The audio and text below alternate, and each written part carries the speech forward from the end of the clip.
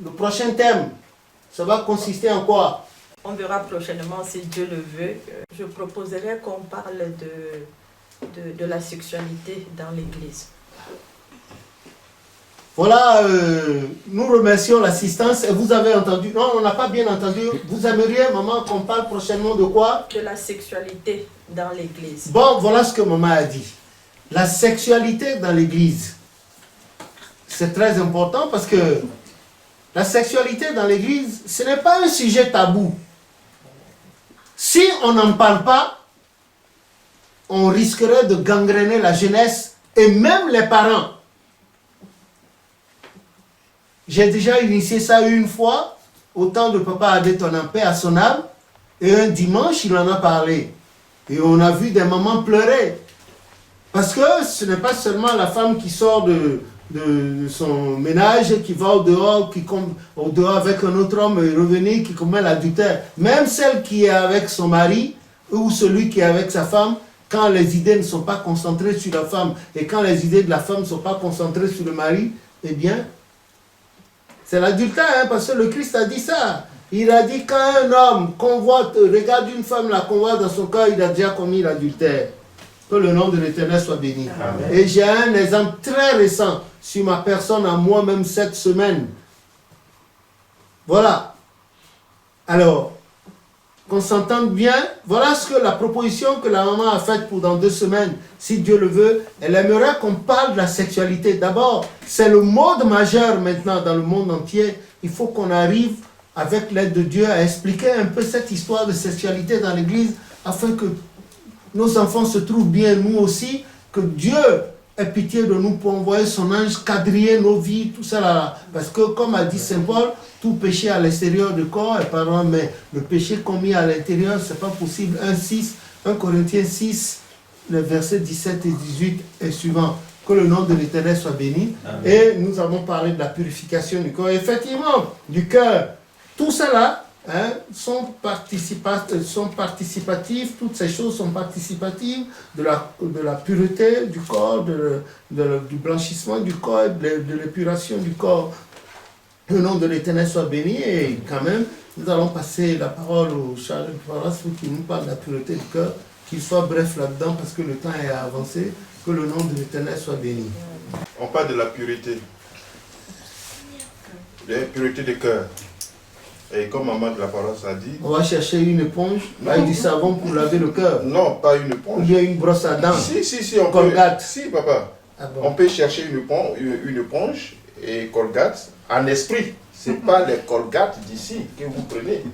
Mais l'éponge qu'on parle, c'est de la parole de Dieu qui vient pour nous laver le cœur. Et le Colgate. Et les Colgate, ce sont des bienfaits pour nous faire endurcir nos cœurs, les dents du cœur. Donc il y a une pharmacie spirituelle, on s'en va acheter. Il y a une pharmacie spirituelle de Dieu. Parce que dans le monde, le Satan veut toujours faire ce que Dieu veut faire. C'est pour ça qu'il fait à peu près. Il veut faire à peu près. C'est la raison pour laquelle Dieu a envoyé son Fils bien-aimé Jésus-Christ quand le monde était détruit, quand le monde a pris un mauvais chemin. Il a demandé qui j'enverrai-je. Jésus a levé le doigt. Et il est venu. Quand il est venu, il a dit, je suis venu non pas pour faire ma volonté, mais la volonté du Père. Et la volonté du Père, c'est quoi? C'est que Dieu veut récupérer les êtres humains qu'il a fait à son image et à sa ressemblance, que on s'est détourné de Dieu. Donc, la purification du cœur que nous parlons, ce n'est pas la purification de la bouche, mais du cœur, c'est de faire du bien. Jésus nous a donné de l'exemple. Dans la vie, quand il était sur la terre, il nous a donné de l'exemple. Les gens l'ont insulté. Les gens l'ont frappé. Les gens l'ont accusé. Les gens l'ont fait ceci, cela. Il n'a pas ouvert sa bouche pour répondre au mal. C'est cette purification que nous devons avoir. Avoir une purification du cœur, c'est d'être libre. C'est d'être plus proche de Dieu, c'est d'être avec Jésus-Christ, c'est de faire la volonté du Christ. Si nous voulons faire notre propre volonté, c'est que nous ne suivons pas Jésus-Christ. Dieu qui l'a envoyé, il a dit, je fais la volonté de mon Père. Si Jésus a envoyé aussi a eu plaisir de choisir papa au chauffard, nous, on n'a pas vu Jésus-Christ. Mais par la grâce de Dieu, on a vu papa au chauffard. On a vu les grands hommes de Dieu. On a vu papa Yasounou. On a vu maman Yaman. On a vu même maman Elisabeth Yasounou. Il y a une histoire vraiment qui était là, qui nous a raconté. Elle était commerçante.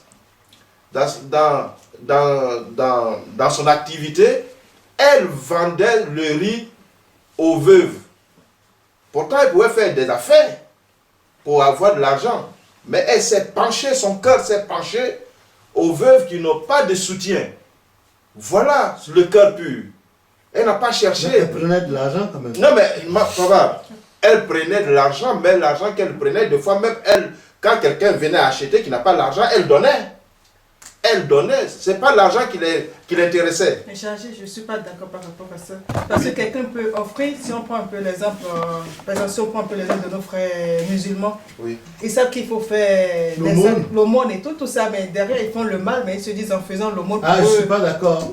Parce que tu n'as pas la preuve. Non, je n'ai pas la preuve, mais quelqu'un peut faire l'aumône, mais. Bon, les gens racontent. Non, dans ce cas-là, les gens racontent qu'ils font le mal. Voilà. Vous n'avez pas la preuve, donc vous ne pouvez pas. Oui, bon, si je laisse ça, mais quelqu'un peut faire l'aumône et ne pas avoir un cœur pur. D'ailleurs, ce n'est pas parce que la personne fait l'aumône que la personne a un cœur pur. Hein. Oui, mais. Oui, quand vous nous donnez à manger, vous avez un cœur pur.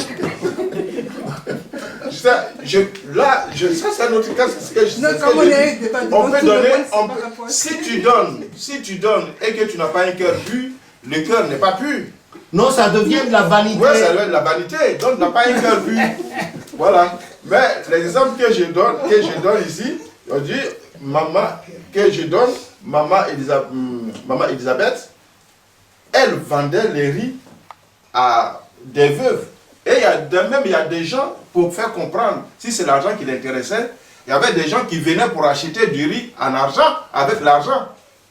Et c'est là, maman Elisabeth disait, non, moi je n'ai pas besoin de cela. Mais elle s'occupait de vivre, qu'est-ce que la parole dit? Pour même, quand on parle de jeûne, celui qui jeûne, le bon jeûne, c'est d'aller visiter les orphelins, les veuves, les malades, les prisonniers. C'est ça, avoir le cœur pur. Le cœur pur, c'est de s'occuper, c'est-à-dire de prendre la personne qui est au-devant de toi, il faut le considérer comme Dieu. C'est ce cœur pur que Jésus nous a enseigné. Donc, papa, je vais m'arrêter sur là et prochainement, on va encore développer le cœur pur, si vous voulez. Donc, que le nom de l'Éternel soit béni. Amen. Nous le remercions grandement de nous avoir conduits pendant ces presque 2 heures et quelques de temps. Que chacun a dit, bon, on ne peut pas finir de discuter, c'est pas possible, on ne peut pas, mais nous avons fait le peu que nous pouvions et nous allons terminer. J'aimerais quand même, avant de terminer, il y a 2 petites faces minettes là, et j'aimerais quand même qu'ils disent quelque chose. Et...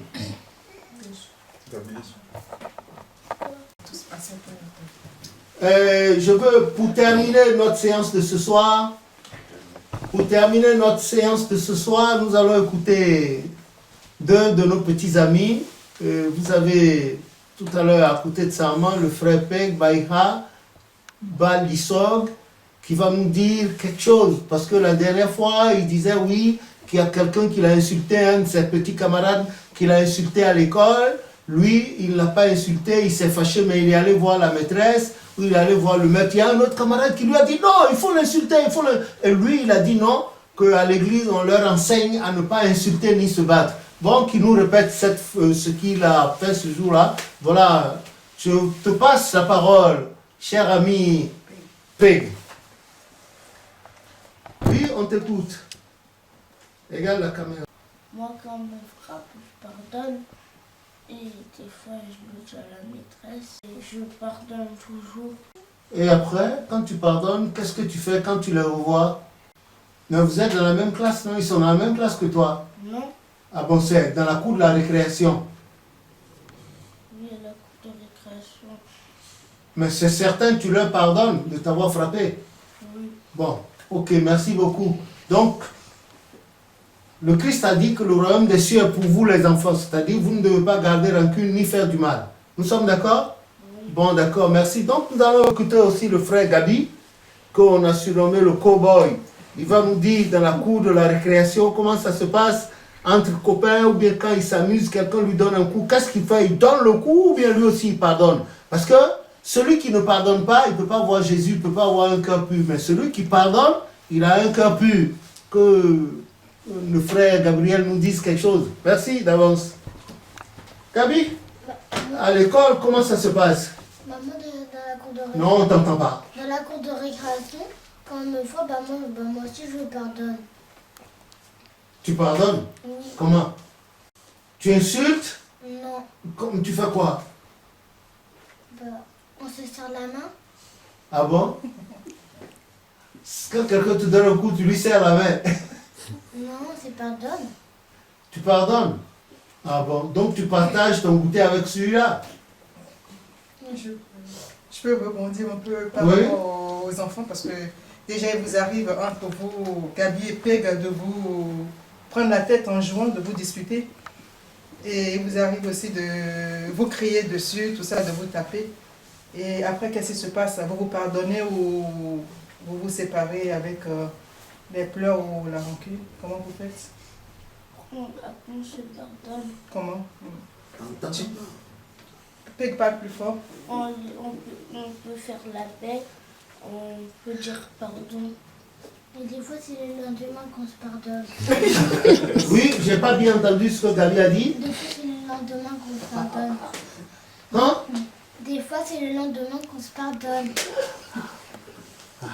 Est-ce que le Christ a dit d'attendre le lendemain? Non. Hein? Mais alors pourquoi vous attendriez le lendemain pour vous pardonner? Bon, voilà ce que nos petits amis ont dit. Nous allons mettre un terme à ça. Que le nom de l'Éternel soit béni. Amen. On dit c'est en forgeant qu'on devient forgeron. Nous allons prendre l'habitude de toujours continuer à forger. Que le nom de l'Éternel soit béni. Et que ce message puisse passer pour la gloire de Dieu. Donc, rendez-vous, si Dieu le veut, dans 2 semaines avec le thème proposé par la maman de la paroisse, Maman Yacho, la sexualité dans l'église du christianisme céleste. Merci et à tantôt. Merci.